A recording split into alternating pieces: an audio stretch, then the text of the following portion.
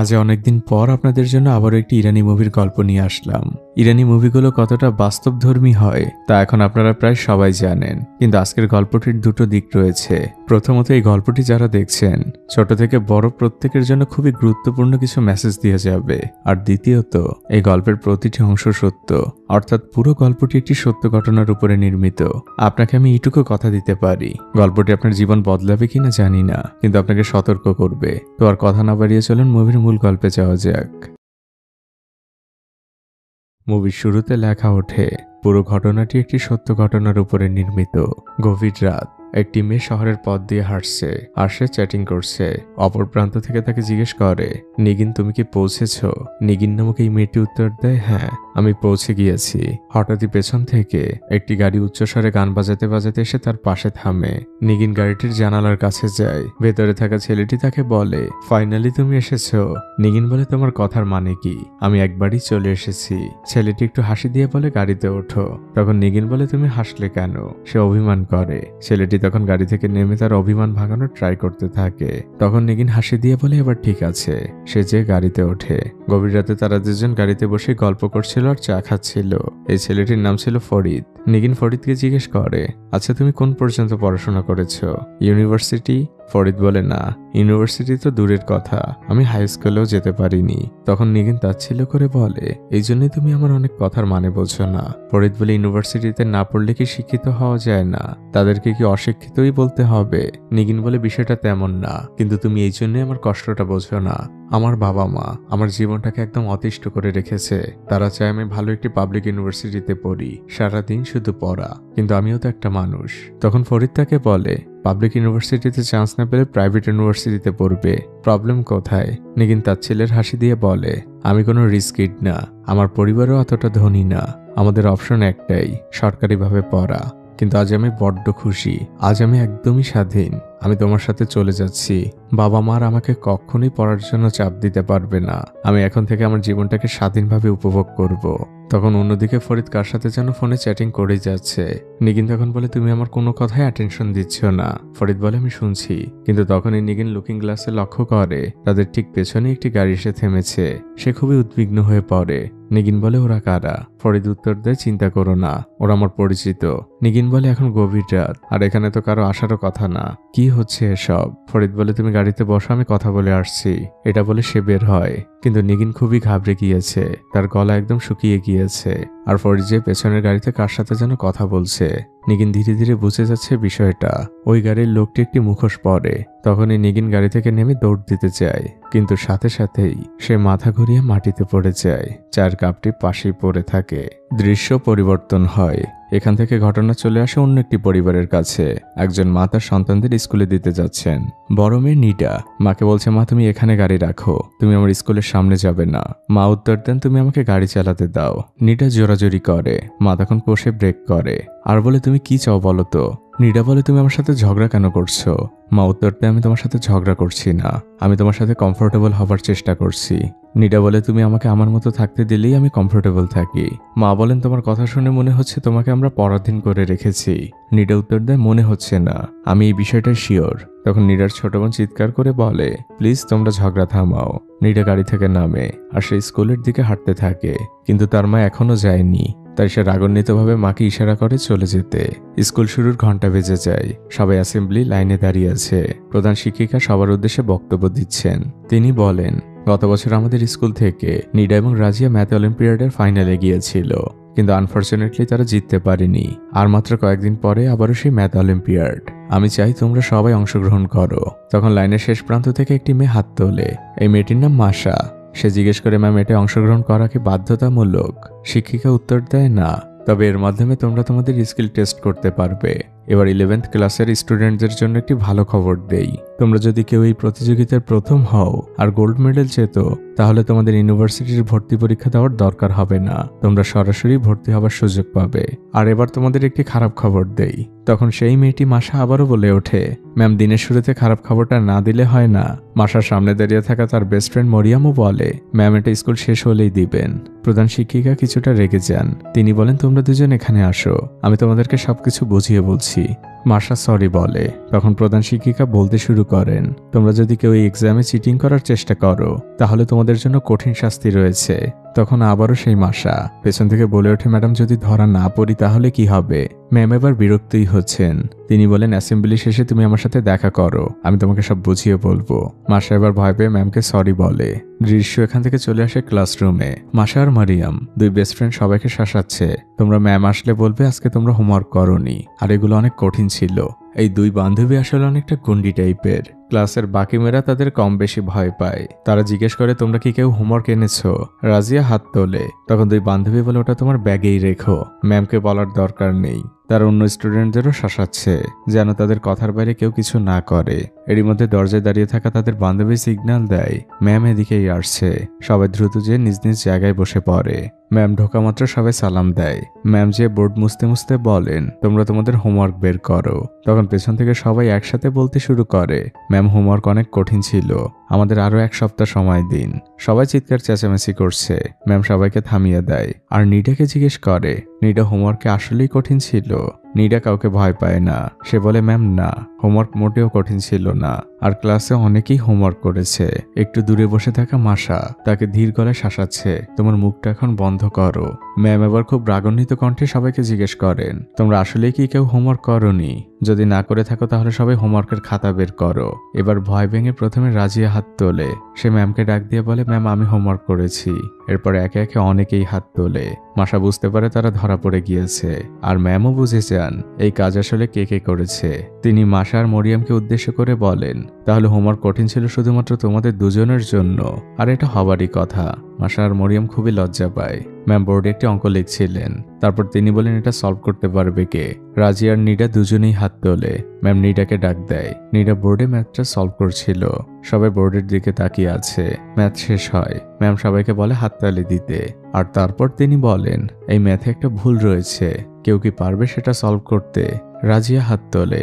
Ma'am তাকে ডাক দেয়, আর রাজিয়া সে ম্যাথটা আবারও সলভ করতে থাকে। ম্যাম বলে, এবার ঠিক আছে। নিডাও বলে, আমি বুঝতে পেরেছি, আমি একটি মাইনাসে ভুল করেছি। ম্যাম এবারও সবাইকে হাততালি দিতে বলে। ক্লাস শেষে টিফিনের সময় নিডা চুপচাপ বসেছিল। তখন রাজিয়া হাতে দুটো কেক নিয়ে আসে, একটা নিজের জন্য আর একটা নিডার জন্য। নিডা বলে, আমার ক্ষুধা নেই। রাজিয়া বলে, এটা আমি তোমার জন্য এনেছি। নিডা কেকটি রাখে, কিন্তু সে আনমনেই বসে আছে।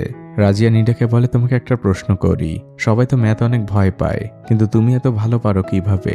নিডা বলে, আমিও ম্যাথ ভয় পাই, কিন্তু আমার বাসায় কোনো কাজ নেই, তাই বাধ্য হয়ে আমাকে পড়াশোনা করতে হয়, আর পড়াশোনা করতেও আমার একদমই ভালো লাগে না। রাজিয়া বলে, তাহলে কি ভালো লাগে? নিডা বলে, ঘুমাতে। আমার ইচ্ছে করছে এখানে একটা বালিশ নিয়ে ঘুমিয়ে যেতে। রাজিয়া হেসে দেয়। নিডা রাজিয়াকে বলে, তোমার হাতের ব্রেসলেটটা অনেক সুন্দর। রাজিয়ার সাথে সাথে তার হাত থেকে ওই ব্রেসলেটটি খুলে নিডাকে পরিয়ে দেয়। নিডা বলে, এটার দরকার নেই। রাজিয়া বলে, আমার সেম আর একটা আছে, এটা এখন থেকে তোমার। নিডা আর রাজিয়া ক্লাসে ফিরে যাচ্ছিল, তখন পেছন থেকে মাসা ডাক দেয়, আর আজকের ক্লাসের ঘটনা নিয়ে তাদের সাথে তর্ক করতে শুরু করে। এক কথায় দুই কথায় তাদের মধ্যে হাতাহাতি শুরু হয়, আর মুহূর্তের মধ্যেই সেই হাতাহাতি পৌঁছে যায় মারামারিতে। প্রধান শিক্ষিকাকে খবর দেওয়া হয়। দৃশ্য পরিবর্তন হয়। নিডা, মাসা আর মারিয়াম তিনজনই প্রধান শিক্ষিকার সামনে দাঁড়িয়ে আছে। প্রধান শিক্ষিকা মাসা আর মরিয়ামকে অনেক বকাঝকা করছে। মাসা বারবারই সরি বলছে। তখন প্রধান শিক্ষিকা বলে, আমি তোমাদের দুজনের স্কুল আলাদা করে দিচ্ছি, প্রত্যেক সপ্তাহে তোমাদের নামে কমপ্লেইন আসে। মাসা অনেক অনুনয় বিনয় করতে থাকে। তখন পাশ থেকে নিডা বলে ওঠে, ম্যাম দোষটা আমার ছিল, ওদের ফিজিক্স হোমওয়ার্ক নিয়ে আমিও ওদের সাথে ঠাট্টা করেছিলাম। ম্যাম পুরো বিষয়টি বুঝতে পারেন, কিন্তু তিনি কিছুই বলেন না। আর এরপরে দৃশ্য চলে আসে ক্লাসরুমে। ম্যাথের টিচার ঘোষণা করেন, আগামী সপ্তাহে এক্সাম। তখন মাসা আর মরিয়াম নিডার দিকে তাকায় আর মুচকি হাসি দেয়, আর আমরা বুঝতে পারি তাদের শত্রুতা এখন বন্ধুত্বে পরিণত হয়েছে। ওই দিন স্কুল ছুটির পরে তারা তিনজন একসাথে স্কুল থেকে বের হয়। মাসা একটি কাগজের নাম্বার লিখে নিডার হাতে দেয় আর বলে, বাসায় যেয়ে টেক্সট করো, তোমাকে আমি আমাদের গ্রুপে জয়েন করিয়ে নিব। নিডা খুশি হয়। এরই মধ্যে পেছনে নিডার মায়ের গাড়ি এসে থামে। মাসা আর মরিয়ামও লক্ষ্য করে। নিডা তখন হেঁটে গাড়ির কাছে যায়, আর যাওয়া মাত্রই সে মায়ের সাথে চিল্লাচিল্লি করতে শুরু করে, তোমাকে না কতদিন বলেছি এখানে না আসতে, এই রাস্তার শেষ মাথায় থামতে। মা প্রথমে নিডাকে সালাম দেয়। নিডাও সালামের উত্তর দেয়। মা ধীর গলায় বলেন, আমি কি এখন এই রাস্তার শেষ মাথায় যেয়ে দাঁড়াবো? নিডা বলে, দরকার নেই, এখানেই অপেক্ষা করো। নিডা পা বাড়ালে মা জিজ্ঞেস করেন, তুমি কোথায় যাচ্ছ? নিডা আবারও রাগান্বিতভাবে মাকে বলে, সুপার মার্কেটে যাচ্ছি, সেখানেও কি কি তুমি আমার পেছন পেছন যাবে? এটা বলে নীরা চলে যায়। নীরা যে একটি দোকানের মধ্যে ঢোকে আর বলে আমার ফোনটি দিন। নীরা নামে রাখা আছে। নীরা একটি কেকের প্যাকেট দিয়ে বলে আজ আমি টাকা আনিনি, এটা রেখে দিন, কাল আমি টাকা দিয়ে নিয়ে যাব। দোকানদার ছেলেটি খুব লাজুক ভাবে বলে আপনার টাকা দেওয়ার দরকার নেই, আপনি এমনিই নিয়ে যান। কিন্তু নীরা কোনো কিছু না বলেই সেখান থেকে চলে যায়। তখন পাশে দাঁড়িয়ে থাকে মেয়েটি বলে আমার কত হয়েছে? তাকে ওই দোকানদার ছেলেটি খুব রুডলি বলে তোমার 1000 থমাস হয়েছে। এখান থেকে দৃশ্য চলে আসে নীরাদের বাসার ডিনার টেবিলে। নীরার মা সবার জন্য ডিনার রেডি করছেন। নীরার বাবা পাশেই কাজ করছিল। নীরার বাবা মা দুজনেই ডক্টর। নীরার ছোট বোন তখন তার বাবাকে ডাক দেয় আর বলে বাবা আমি কাল ফারিবার বাসায় যেতে চাই। বাবা জিজ্ঞেস করেন ফারিবাকে? তখন নীরা বলে এটা ওর ফ্রেন্ড। বাবা খাবার টেবিলে আসেন আর জিজ্ঞেস করেন ফারিবার বাবা কি করে? বাচ্চা মানুষ সরল মনে বলে ট্রাক ড্রাইভার। এবার মা জিজ্ঞেস করেন তাদের বাসা কোথায়? বাচ্চাটি ভেবে বাসার এরিয়ার নাম বলে। মা আরো জিজ্ঞেস করেন ওখানে গিয়ে তোমরা কি করবে? নীরার ছোট বোন বলে মা আমরা গ্রুপ স্টাডি করব। মা বলেন কেন, তোমার পড়াশোনায় কি সমস্যা হচ্ছে? বাচ্চা মেয়েটি বলে না। বাবা বলেন তাহলে তো হয়েই গেল, তোমার আর যাওয়ার দরকার নেই। আর তুমি এখনো ছোট মানুষ, তুমি আমার সাথে হসপিটালে গেলে বুঝতে পারবে বাচ্চারা এখন কত কিছু করতে পারে, কত বিপদ ডেকে আনতে পারে। বাচ্চা মেয়ে আকুতি করতে থাকে। নীরা তাকে চুপ করায়। এরই মধ্যে নীরার ফোনে একটি মেসেজ আসে। বাবা বুঝতে পারেন। তিনি একটু তাচ্ছিল্য করেই নীরার মাকে বলেন আমাদের নীরা নতুন ফ্রেন্ড খুঁজে পেয়েছে। নীরা বলে বাবা বিষয়টা এমন না, তোমরা এখন আমার ছোট বোনকে রেখে আমাকে ইন্ট্রোগেট শুরু করেছো, আমাকে এখন জবাবদিহিতা করতে হবে তোমাদের। মা বলেন নীরা তুমি সবসময় এটা কেন ভাবো? আর একটু বড় হলেই বুঝতে পারবে আমরা কেন ছোটবেলা থেকে তোমার সাথে স্ট্রিক্ট ছিলাম, এটা তোমার ভালোর জন্যই। নীরা বলে মা আমার বয়স 18, আর কবে বুঝতে পারবো? আমি এখনই বুঝতে পারি। এর মধ্যে বাবার ফোনে কল আসে। তিনি সবাইকে সরি বলে সেখান থেকে উঠে যান। নীরা তার ছোট বোনকে সান্ত্বনা দিয়ে বলে তুই কষ্ট পাস না, আমার বাবা মা দুজনেই ডক্টর, তাই তারা মনে করে তারা যেটা বলে সেটাই রাইট। দৃশ্য পরিবর্তন হয়। পরদিন নীরা তার মা এবং ছোট বোনের সাথে আবার স্কুলে যাচ্ছিল। নীরা তার মাকে বলে মা আজ স্কুল শেষে ফিজিক্সের এক্সট্রা ক্লাস রয়েছে, 4টার পর আমি স্কুল থেকে বের হব। মা বলে তুমি তো ফিজিক্সে ভালো, তাহলে এক্সট্রা ক্লাসের কি দরকার? নীরা বলে আমার দরকার রয়েছে। মা বলেন ঠিক আছে, আমি 4টার সময় স্কুলের সামনে আসব। নীরা জানালার বাইরের দিকে তাকিয়ে মুস্কি হেসে দেয়। এটা ছিল আসলে নীরার প্ল্যান। আজ স্কুল খুব তাড়াতাড়ি ছুটি হয় আর আমরা নীরাকে মাসার মরিয়মের সাথে বাইরে দেখতে পাই। নীরা চারপাশে তাকাচ্ছে আর ফাইনালি হাঁপ ছেড়ে বলে আমার মা তাহলে সত্যি সত্যি আসেনি। তিনজনেই অনেক খুশি। তারা একসাথে হাত মিলায় আর শহরের পথ ধরে হাঁটতে থাকে। এরপরের দৃশ্য চলে আসে একটি রেস্টুরেন্টে। তারা তিনজন বসে আড্ডা দিচ্ছিল। মাসার মরিয়ম প্রায় এমন করে, কিন্তু নীরাজ তার স্বাধীনতা উপভোগ করছে। তাদের খাওয়া দাওয়া প্রায় শেষ। তখন মাসা একটি বোতল ঘুরিয়ে বলে ট্রুথ অর ডেয়ার। নীরা বেছে নেয় ডেয়ার। মাসা চিন্তা করতে থাকে নীরাকে ডেয়ারে কি দেওয়া যায়। আশপাশ দেখে তাদের চোখ যায় জানালার বাইরে বসে থাকা একজন বৃদ্ধ মহিলার দিকে। মাসা বলে ওনার সামনে যে ব্যাগ দেখছো, ওই ব্যাগ থেকে ওই মহিলার ওয়ালেট তোমাকে চুরি করতে হবে। নীরা বলে অসম্ভব, এটা আমি করতে পারবো না। পাশে বসে থাকা মরিয়ম বলতে থাকে আমি আগেই বুঝেছিলাম তোমাকে ট্রুথ আর ডেয়ার না দিয়ে ট্রুথ আর ফিয়ার দেওয়া উচিত ছিল, তুমি অনেক ভীতু মানুষ। নীরা বলে বিষয়টা এমন না, এটা তো কোনো ঠিক কাজ না। তখন মরিয়ম দাঁড়িয়ে বলে বুঝতে পেরেছি, তোমাকে দিয়ে হবে না, দেখো আমি কিভাবে করি। নীরা থামিয়ে দিয়ে বলে আমিই করছি, কিন্তু একটাই শর্ত, আমি কিন্তু ওয়ালেটটা আবারও ফেরত দিয়ে আসবো। মাসার মরিয়ম বলে এটা তোমার ব্যাপার, কিন্তু এতে তোমার আরো বেশি বিপদ হতে পারে। তারা তিনজনের রেস্টুরেন্ট থেকে বের হয় আর একটি প্ল্যানিং করে। মাসার মরিয়ম কিছুটা সামনের দিকে এগিয়ে যায়, নীরা পেছনে। তারপর তারা তিনজন একটি গলির মধ্যে ঢোকে। নীরা যায় ওই বৃদ্ধ মহিলার কাছে আর মাসার মরিয়ম দূর থেকে দেখছিল। নীরা যায় ওই ভদ্র মহিলার পাশে বসে। সে খুবই সংকোচ বোধ করছে, কিন্তু তাকে তো এই ডেয়ারে জিততেই হবে। নীরা খুব সাবধানে মহিলার ব্যাগটি খোলে আর খুব ধীরে ওয়ালেটটি বের করে দূরে বসে থাকা মাসার মরিয়মকে দেখায়। তারাও নীরাকে অ্যাপ্রিসিয়েট করে। দৃশ্য পরিবর্তন হয়। রাতের বেলা নীরা জানালার পাশে দাঁড়িয়েছিল। এরই মধ্যে তাদের হোয়াটসঅ্যাপ গ্রুপে মেসেজ আসে, তাদের গ্রুপ মেসেজ। মরিয়ম আর মাসা বলছে কাল তো ফিজিক্স এক্সাম, আমি তো কিছুই পড়িনি, আর পড়েও লাভ নেই, আমি কিছুই পারবো না। মরিয়ম একই কথা বলে। তখন মাসা বলে একজনই রয়েছে যে আমাদের সাহায্য করতে পারে।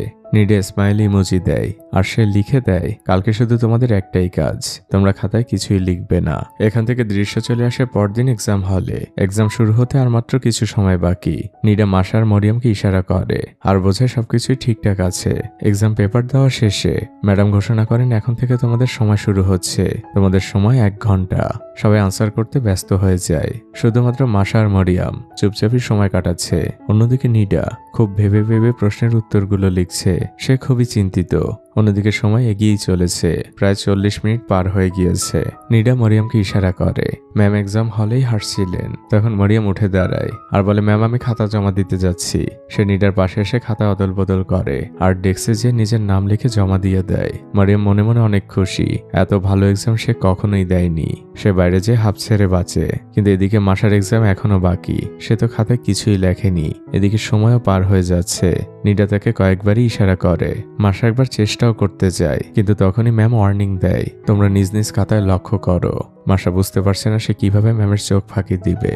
আর তখনই আমরা দেখতে পাই মারিয়াম আবার ওই রুমের মধ্যে ঢোকে আর ম্যামকে রিকোয়েস্ট করতে থাকে, ম্যাম আমি লাস্টের প্রশ্নটা উত্তর দিতে পারিনি, আমাকে একটু সুযোগ দিন। নিডা হেসে দেয়। বুঝতে পারে এটা মারিয়ামের প্ল্যান। মাসাও খুশি। সে সাথে সাথেই উঠে আসে আর খাতা অদল বদল করে সে জমা দিয়ে দেয়। কিন্তু আমরা বুঝতে পারি মাসা তার নাম লেখেনি। এদিকে ম্যাম জানিয়ে দেয় আর মাত্র 8 মিনিট সময় রয়েছে। নিডা দ্রুত করছে। কিছু সময়ের মধ্যেই ঘন্টা বেজে যায় আর নিডাও তার শেষ প্রশ্নের উত্তর দেয়। নিডাও খুশি। দৃশ্য পরিবর্তন হয়। বাইরে এসে তারা তিনজনই চিন্তিত। তারা প্ল্যানিং করছে কিভাবে কি করা যায়, কারণ মাসা নাম লেখেনি। এদিকে নিডাও নাম লিখতে পারিনি। নিডা বলছে এভাবে তো আমরা ধরা পড়ে যাব। দুজনের পুরো পেপারে একই উত্তর আর একইভাবে দুজনের খাতায় নাম লেখা নেই। ম্যাম ইজিলি বুঝে যাবেন যে আমরা চিটিং করেছি। সবাই উপায় খুঁজতে থাকে। এর মধ্যে রাজিয়া নামে সে মেয়েটি আসে। সে এসে নিডাকে বলে, তোমার আজ এক্সাম দিতে এত দেরি হলো কেন? তুমি তো সবসময় সবার আগে খাতা দাও, আজ দেখলাম একদম শেষ মুহূর্ত পর্যন্ত লিখছো। নিডা বলেও কিছু না, একটু ভেবে চিন্তে অ্যান্সার করছিলাম। এদিকে মাসা খোঁচা মেরে বলে, তোমার নিডাকে নিয়ে এত চিন্তা কেন? রাজিয়া বলে, এমনি ভাবছিলাম কোনো সমস্যা হয়েছে কিনা। রাজিয়া সালাম দিয়ে সেখান থেকে চলে যায়। এর মধ্যে সবার চোখ যায় হেডমিস্ট্রেসের দিকে। তিনিও আর চোখে নিডা মাসাদের দিকে তাকান। আর তখন নিডার মনে পড়ে যায় আজ সকালে হেডমিস্ট্রেসের বলা কথাগুলো। যদি কেউ নকল করতে যেয়ে ধরা পড়ে তাহলে তার কঠোর শাস্তি রয়েছে। অন্যদিকে তার বাবা মায়ের কথাও মনে পড়ে যায়। তারা নিডাকে বিশ্বাস করে এত বছর পর ফোন দিয়েছে, তাকে স্বাধীনভাবে চলতে দিয়েছে। সেই স্বাধীনতাও চলে যাবে। নিডার সাথে সাথেই মাসার মরিয়ামকে বলে, যেভাবেই হোক না কেন আমাকে হেডমিস্ট্রেসের রুমে যেতে হবে। মাসার মরিয়াম বলে, তুমি কি পাগল হয়ে গিয়েছো? নিডা বলে, তোমরা আমাকে সাহায্য করবে কিনা বলো। মাসার মরিয়াম বলে, সাহায্য তো করব, যেই বলা সেই কাজ। তাদের প্ল্যানিং শুরু হয়ে যায়। নিডা সরাসরি চলে যায় প্রধান শিক্ষিকার রুমের দিকে। মাসার মরিয়াম গার্ডে। তারা দুজন সিঁড়ির দুপাশে দাঁড়িয়েছে আর চারপাশটা লক্ষ্য রাখছে। এদিকে নিডা ক্যাবিনেটে আজকের এক্সামের খাতাগুলো খুঁজছে। অন্যদিকে দেখা যায় উপর থেকে প্রধান শিক্ষিকা নামছেন। নিডা খাতাও পেয়ে যায়। তার মুখে হাসি ফোটে।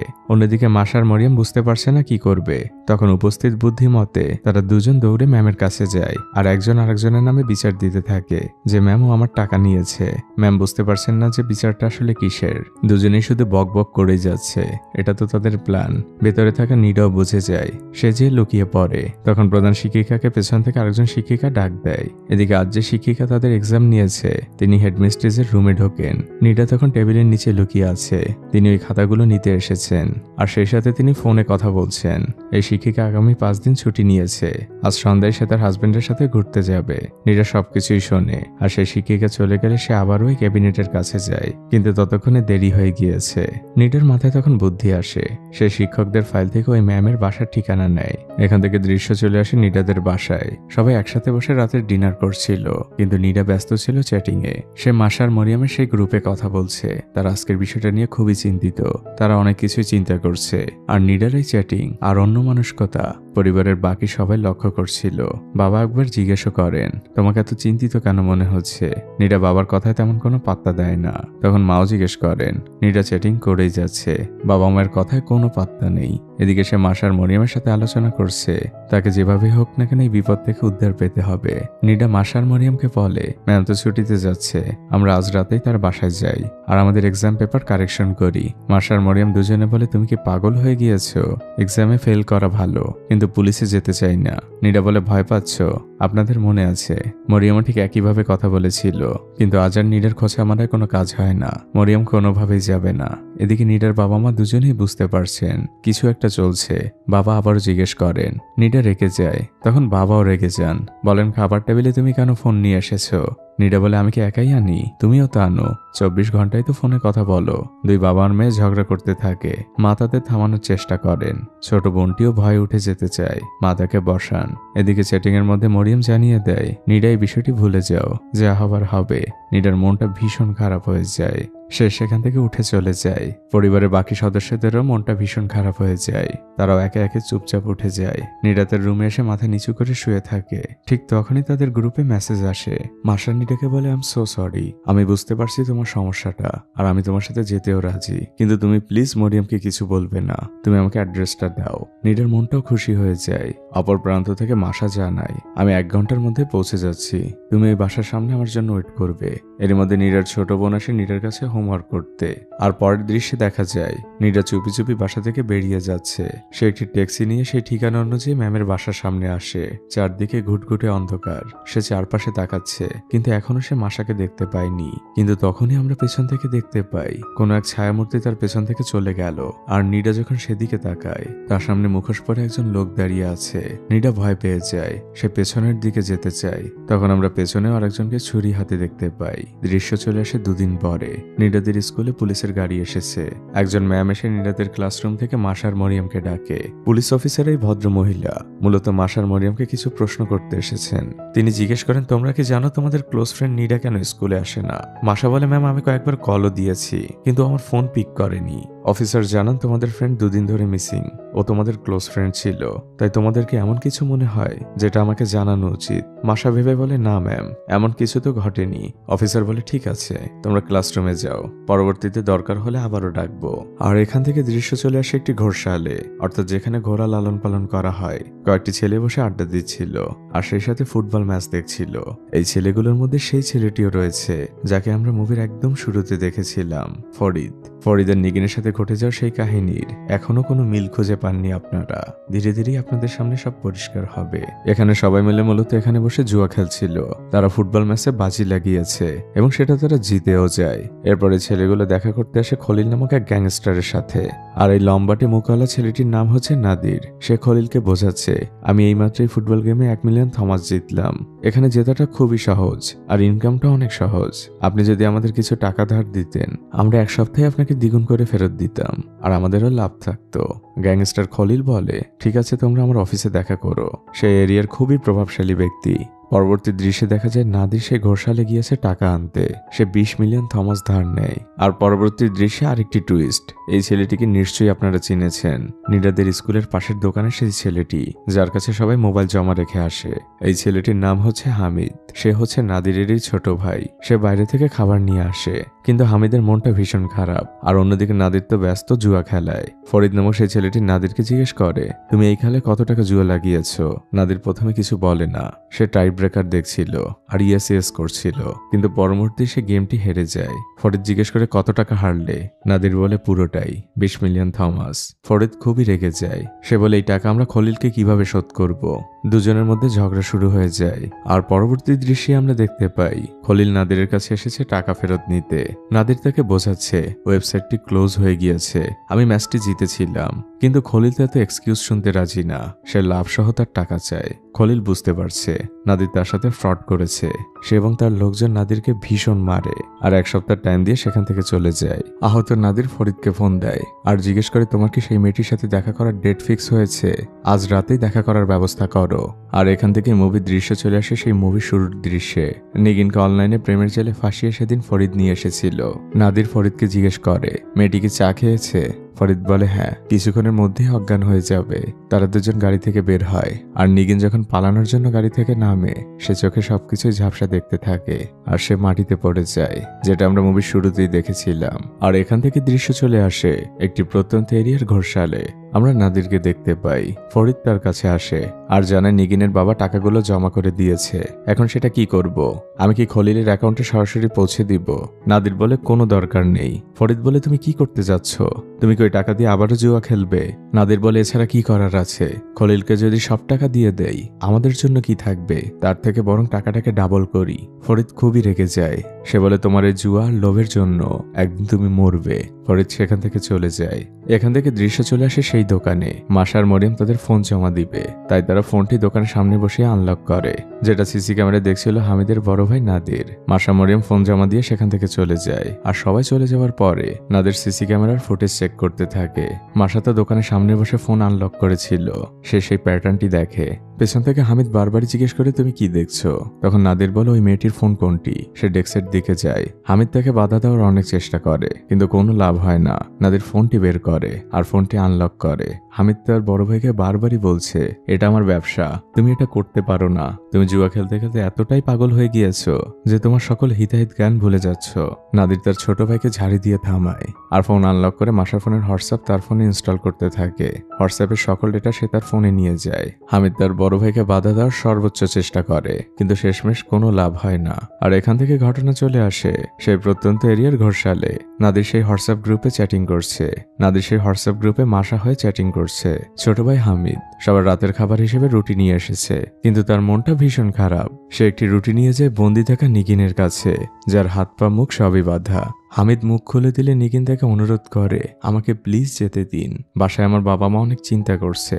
দৃশ্য পরিবর্তন হয়। হামিদ আনমনেই পাহাড়ি পথ দিয়ে হাঁটছিল। পেছন থেকে একটি গাড়ি আসে, যার মধ্যে ছিল তার বড় ভাই নাদির। সে হামিদকে গাড়িতে উঠতে বলে। হামিদ বলে, কোথায় যাব? নাদির তাকে ঝাড়ি দেয় আর বলে, এত প্রশ্ন কেন করো? গাড়িতে উঠতে বলেছি, ওঠো। হামিদ প্রথমে রাজি হয় না। বড় ভাই নাদির তাকে জোর করে উঠায়। আর এখান থেকে দৃশ্য চলে আসে নিডা যেখান থেকে কিডন্যাপ হয়েছিল। নাদির আর হামিদ আগে থেকেই গাড়িতে অপেক্ষা করছিল। নিডার ট্যাক্সি এসে তাদের সামনে থামে। নিডা যখন চারপাশটা তাকাচ্ছিল, তখন হামিদ তাকে দেখে ফেলে আর তাকে খুব ভালোভাবে চিনতেও পারে। কারণ আপনাদের মনে আছে, হামিদ নিডাকে দেখলে লজ্জা পেত, টাকাও রাখতে চাইতো না তার কাছ থেকে। মূলত হামিদ তাকে পছন্দ করে। বড় ভাই নাদির হামিদকে একটি ছুরি দেয়। হামিদ কোনোভাবেই নিবে না। বড় ভাই তাকে জোর করতে থাকে আর মুখোশটিও পড়তে বলে। হামিদ অনেক জোরাজোরি করে, বরাবরের মতোই কোনো লাভ হয় না। বড় ভাই সবকিছুই তাকে জোর করে করায় আর সে গাড়ি থেকে নেমে যায়। হামিদ গাড়ির মধ্যেই কাঁদতে থাকে। এদিকে নিডার সামনে দাঁড়িয়েছিল নাদির। সে যখন পেছনে ঘোরে, তখন ছিল হামিদের হাতে ছুরি। নাদির নিডার মাথায় পিস্তল ঠেকিয়ে তাকে গাড়িতে ওঠায়। নিডা অনেক ভয় পাচ্ছে। আর এখান থেকে দৃশ্য পরিবর্তন হয়ে চলে আসে নিডার বাবার কাছে। সে হসপিটালে মেয়েকে খুঁজছে। এত রাত হয়ে গিয়েছে, এখনো মেয়ের কোনো সন্ধান পায়নি। পরদিন সকালবেলা নিডার বাবা পুলিশ স্টেশনে আসে। সেখানে নিডার মিসিং কমপ্লেন করানো হয়। অন্যদিকে নিডার মা হসপিটালে ডিউটিতে ছিল, কিন্তু তার মনটা ভীষণ খারাপ। সে উদাস মনে তাকিয়ে আছে। একজন নার্স এসে তাকে জিজ্ঞেস করে, ম্যাম, রোগীকে কি মেডিসিন দিব? নিডার মা তো আনমনেই তাকিয়ে আছে। নার্স তাকে আবারও প্রশ্ন করলে সে উত্তর দেয়, আপনি প্লিজ একটু অন্য ডক্টরের কাছে যান। নার্স বুঝতে পারে নিডার মা আসলে বারবার জুম করে তার মেয়ের ছবি দেখছিল। মারা তো এমনই, সন্তানের জন্য মনটা তার পুড়ে যাচ্ছে। এখান থেকে ঘটনা চলে আসে সেই বদ্ধ রুমে, যেখানে নিগিন আর নিডা বন্দি রয়েছে। চেয়ারে বসে নাদির ফোনে চ্যাটিং করছিল। মুখ বন্ধ নিগিন বারবারই তাকে অনুরোধ করছে। সেই ইশারায় মুখ খুলতে বলছে। তখন নাদির নিগিনকে জানায়, তোমার বাবা টাকাগুলো ডিপোজিট করে দিয়েছে। নিগিনের অনুরোধ তখন আরো বেড়ে যায়। বাধ্য হয়ে নাদির উঠে এসে তার মুখ খুলে দেয়। নিগিন এবার খুব অনুনয় বিনয় করে বলে, প্লিজ আমাকে যেতে দিন, আমার মা আমার জন্য বাসায় অনেক চিন্তা করছে। নাদির বলে, অপরিচিত কারোর সাথে যখন চ্যাটিং করে প্রেমের ফাঁদে পড়ে বাড়ি থেকে বের হও, তখন তোমার মাথায় তোমার মায়ের চিন্তা আসে না। আর এখন তোমার মাথায় মায়ের জন্য অনেক চিন্তা। তোমরা এই জেনারেশনের মেয়েরা আসলে স্বার্থপর। তোমার চিন্তা তোমার মায়ের জন্য না, তোমার নিজেকে নিয়ে চিন্তা। নাদির আপন মনে তার ফোনে একটি নাম্বার ডায়াল করছিল, আর সেটা নিডা দূর থেকে ভালোভাবে লক্ষ্য করে। আর এখান থেকে ঘটনা চলে আসে পরদিন হামিদের সেই দোকানে। মাসা আজ তার ফোনটি জমা দিতে এসেছে, কিন্তু হামিদ তাকে সরাসরি জানিয়ে দেয় এখন থেকে সে ফোন জমা নেয় না। মাসা জিজ্ঞেস করে কেন? হামিদ বলে, দোকানের মালিক জেনে গিয়েছে। মাসা বলে, দোকানের মালিক কিভাবে জানবে? আপনি কি আমার কাছ থেকে কিছু লুকাচ্ছেন? আচ্ছা, আপনি কি দেখেছেন আমাদের স্কুলে পুলিশ এসেছে? হামিদ বলে, দেখেছি, কিন্তু তাতে আমার কি? হামিদের কথায় মাসার কিছুটা সন্দেহ হয়, কিন্তু সে ওই দিনের মতো কিছুই বলে না। বাসায় ফিরেও মাসা এই বিষয়টা নিয়ে অনেক চিন্তা করে। সে রুমে ফিরে নিডাকে হোয়াটসঅ্যাপে মেসেজও দেয়। অন্যদিকে তখন নাদিরা নিডাকে নিয়ে অন্য কোথাও যাচ্ছিল। হোয়াটসঅ্যাপে বারবারই মেসেজ আসছিল।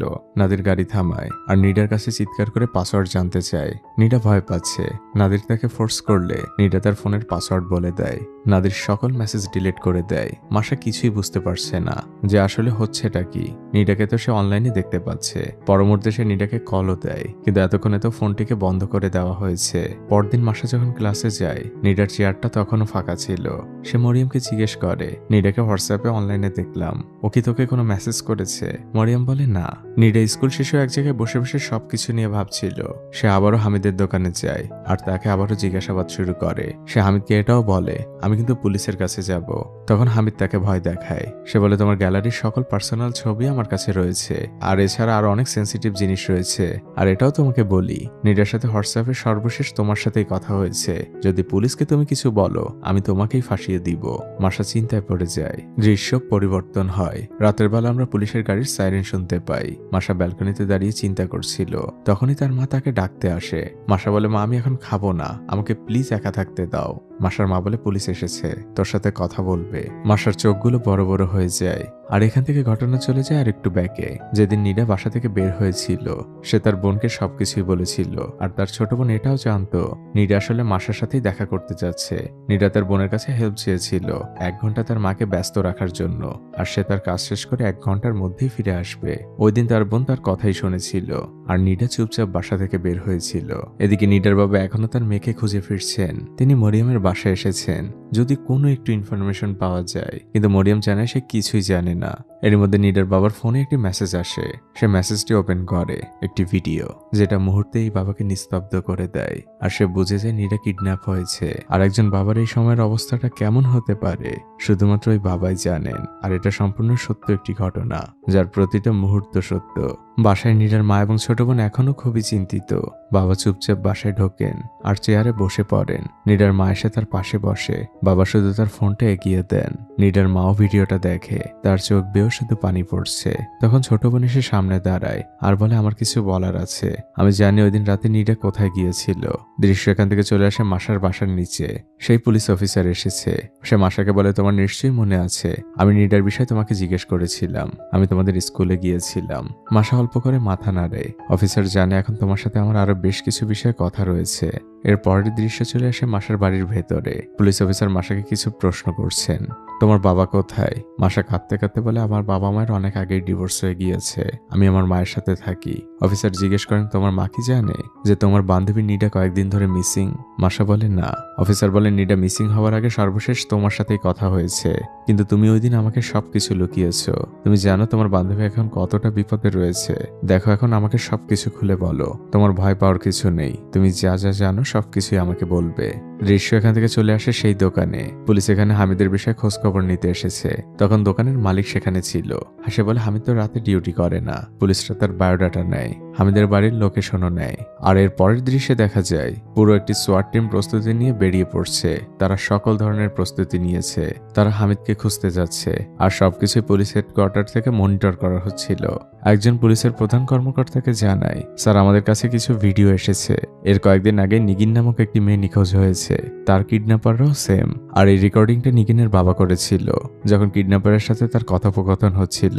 নিগিনের বাবা 50 মিলিয়ন থামাস দিয়েছিল কিডন্যাপারদের, কিন্তু তাতেও তাদের হয়নি। তারা আরো 50 মিলিয়ন থামাস দাবি করে। তখন কিডন্যাপারের সাথে নিগিনের বাবার অনেক কথা কাটাকাটি হয়। নিগিনের বাবা বলতে থাকে, আপনারা যা চেয়েছেন আমি তাই দিয়েছি, এখন আমার মেয়েটিকে ছেড়ে দিন। কিডন্যাপাররা কোনোভাবেই রাজি হয় না। নিগিনের বাবা বলে, আমি যদি আরো 50 মিলিয়ন দেই তাহলে কি গ্যারান্টি আছে যে আপনি আমার মেয়েকে ছাড়বেন? সে অনেক অনুনয় বিনয় করতে থাকে, কিন্তু কোনো লাভ হয় না। কিডন্যাপাররা খুবই রেগে যায়। আর আমরা তো জানি কিডন্যাপার হচ্ছে নাদির। সে উঠে যে নিগিনের মাথায় পিস্তল ঠেকায়। এই ভিডিও এতক্ষণ পুলিশের বড় কর্মকর্তা দেখছিলেন। তিনি তার স্টাফকে জিজ্ঞেস করেন এটা কবে রিপোর্ট হয়েছে। স্টাফ জানায় আজই। কর্মকর্তা জিজ্ঞেস করেন এতদিন কেন করেনি। ওই স্টাফ জানেন নিগিনের বাবা মা খুবই ভয় পেয়েছিলেন। পুলিশ কর্মকর্তা হাঁপ ছেড়ে বলে, অনেক বেশি লেট হয়ে গিয়েছে। এরপর ওই স্টাফ পুলিশ কর্মকর্তাকে বোঝাচ্ছেন এখন নিগিনের পজিশনটা কোথায় হতে পারে। সে অনেক কিছুই বের করেছে। সেই হ্যাক হয়ে যাওয়া হোয়াটসঅ্যাপ গ্রুপ, কিডন্যাপারদের ফোনের লোকেশন, সবকিছু মিলিয়ে তারা সম্ভাব্য একটি জায়গা চিহ্নিত করেছে। সেখানে অলরেডি একটি সোয়াট টিমও চলে গিয়েছে। তখন পুলিশ কর্মকর্তা জানায় অ্যাড্রেসটা ফেকও হতে পারে আর রিয়েল লোকেশনটা আশপাশে হতে পারে। আর তুমি কি খোঁজ নিয়েছো এই শহরে কতটি ঘোরার রাস্তা বল রয়েছে? সেগুলো আমাকে 1 ঘন্টার মধ্যে জানাবে।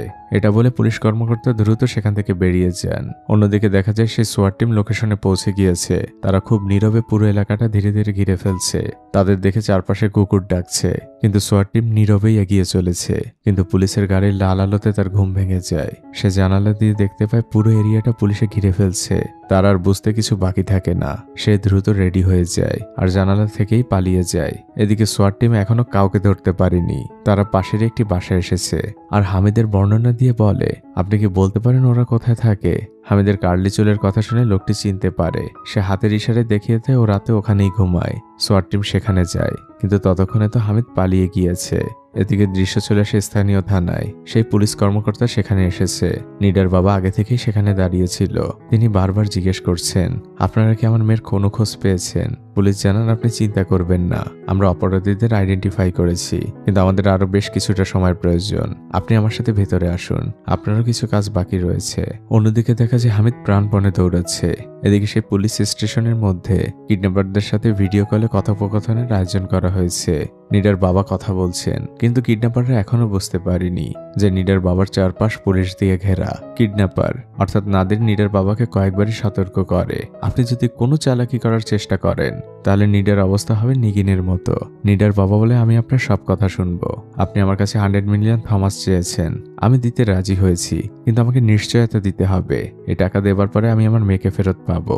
নাদির রেগে যায়, বলে, তুই আমার কাছে নিশ্চয়তা চাচ্ছিস? তোর মেয়ে আমার কাছে, তোর কোনো শর্ত শুনতে আমি রাজি না। তুই আমাকে টাকা দিবি, বিনিময়ে মেয়ে পাবি। নিডার বাবা বলে, কিন্তু তার জন্য আমার তো একটা নিশ্চয়তার প্রয়োজন। আপনি যে কালকে দ্বিগুণ টাকা চাবেন না, তার প্রমাণ কি? নাদির বলে, কোনো প্রমাণ নেই, আমার কথাই তোকে বিশ্বাস করতে হবে। নিডার বাবা বলে, ঠিক আছে, কিন্তু নিডার বাবা তখনও কথা পেঁচিয়ে যাচ্ছেন। তখন নাদির খুবই রেগে যায় আর বলে, তোর টাকার আমার দরকার নেই।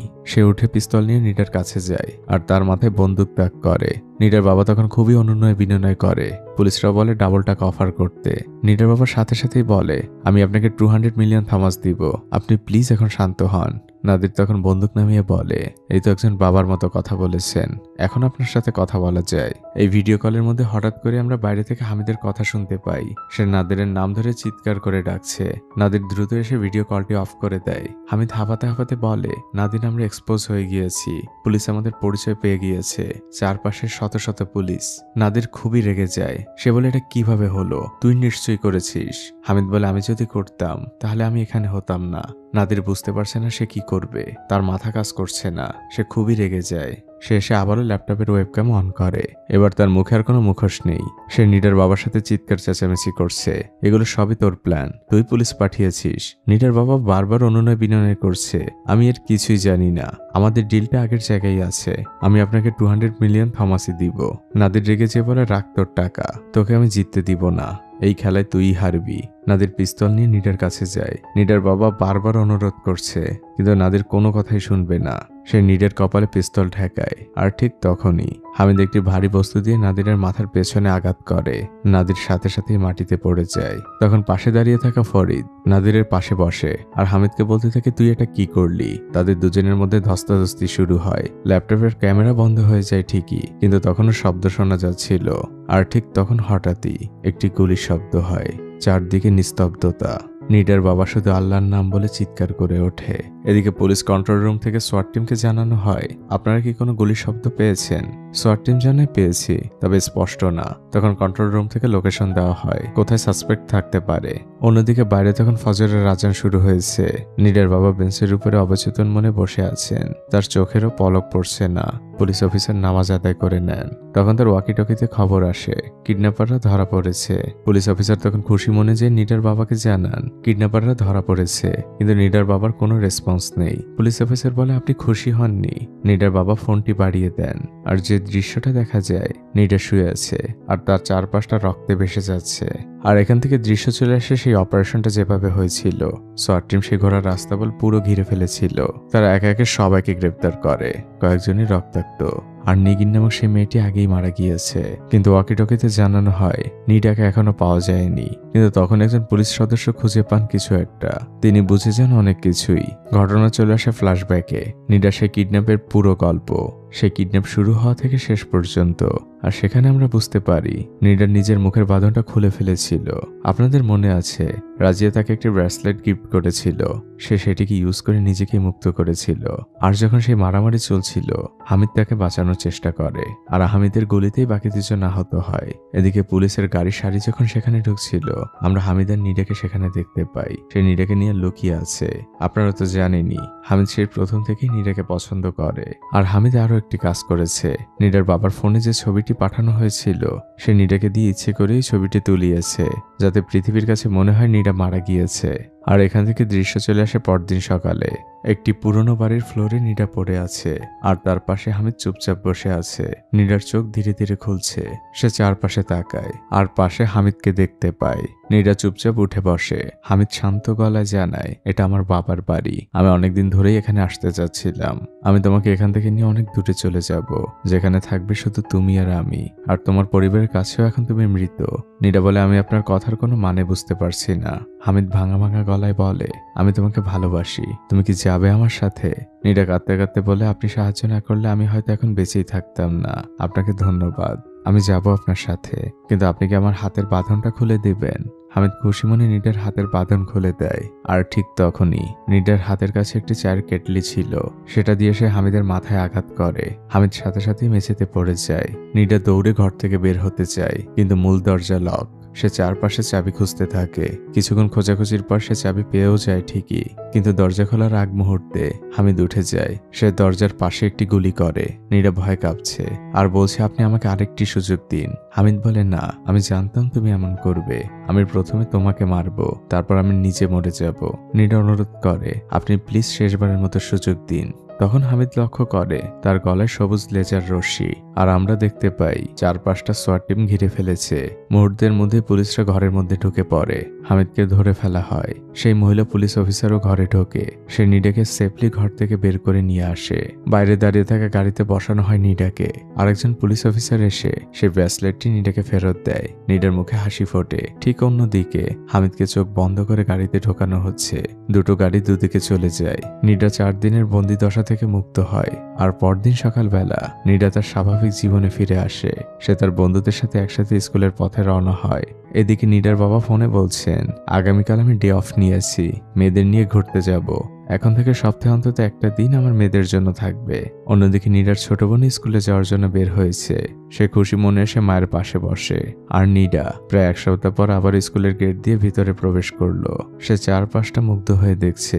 দূর থেকে রাজিয়া তাকে দেখতে পায় আর দৌড়ে তার দিকে আসে আর এসে তাকে জড়িয়ে ধরে। আর এই দৃশ্যের মধ্যে দিয়ে এই মুভিটি এখানেই শেষ হয়ে যায়। আমি জানি না এই সত্য ঘটনাটি আপনাদের কাছে কেমন লাগলো। আমার কাছে ভীষণ ইন্সপায়ারিং মনে হয়েছে। বর্তমান সময়ের জন্য এই মুভিটা খুবই পারফেক্ট। আর হবেই না কেন, ঘটনাটা খুব বেশি আগে ঘটেনি। সেই কিডন্যাপাররা এখনো জেলে, আর নিডা এখনো পড়াশোনা করছে। এই মুভিটি আমাদের অনেকগুলো বার্তা দিয়ে যায়, বাবা মা এবং সন্তান উভয়ের জন্য। দেখুন, আমরা সন্তানরা 10, 12, 15 বছর হয়ে গেলে নিজেদের অনেক বড় মনে করি পৃথিবীর সকল বাস্তবতা আমরা বুঝে গিয়েছি। বাবা মায়ের বলা কথাগুলো নিডার মতো আমাদের কাছেই তিক্ত লাগে। মনে হয় বাবা মায়েরা আমাদের ডমিনেট করছে, আমাদের বন্দি করে রাখছে। কিন্তু বাস্তবতা এটাই, বাবা মায়েরা আমাদের বয়সটা পার করে এসেছেন। তারা জানেন এই বয়সে আমরা কি কি করতে পারি, আমাদের সাথে কি কি ঘটতে পারে। আর সেকেন্ডলি, প্রত্যেক বাবা মায়েরও উচিত সন্তানকে সময় দেওয়া। যত বেশি সন্তানের সাথে বন্ধুত্বের সম্পর্কটা করা যায়, তত দূরত্বটা কমে। আর শেষ বিষয়টি হচ্ছে, বন্ধু নির্বাচনটা খুবই জরুরি। নিডার এই অবস্থার জন্য তার বন্ধুরা অনেকটাই দায়ী। নিডা ফ্রিডম উপভোগ করতে গিয়েছিল, আর তার ফলাফলটা কি ছিল আপনারা জানেনই। আর সর্বশেষ একটা কথাই বলবো, দেখুন, পরিবারের থেকে আপন আপনার কেউ হবে না। আপনার বন্ধুরা হয়তো আপনার জীবনে সাময়িক সময়ের জন্য এন্টারটেইন করতে এসেছে, আপনাকে মজা দেয়, তাই হয়তো তাদের সাথে সময় কাটাতে আপনার ভালো লাগে। কিন্তু সত্য এটাই, আপনার জীবনের সকল কঠিন মুহূর্তে শুধু পরিবারকেই পাশে পাবেন, আর হয়তো 2-1জন ভালো বন্ধুকে। কিন্তু বিপদের সময় বেশিরভাগ বন্ধুকেই আপনি খুঁজে পাবেন না। তাই তাদের নিয়ে অন্তত ফ্যামিলির সাথে ঝগড়া করবেন না, এটা আমার অনুরোধ। তো ভালো থাকবেন সবাই। ভিডিওটি কেমন লাগলো আমাকে অবশ্যই কমেন্ট করে জানাবেন। আর যদি সত্যিই ভালো লেগে থাকে তাহলে লাইক দিতে ভুলবেন না। আপনাদের লাইক দেখে বুঝতে পারি ভিডিওটা আপনাদের কাছে কেমন লেগেছে। দোয়া রইল আপনাদের জন্য। আজকের মতো বিদায়।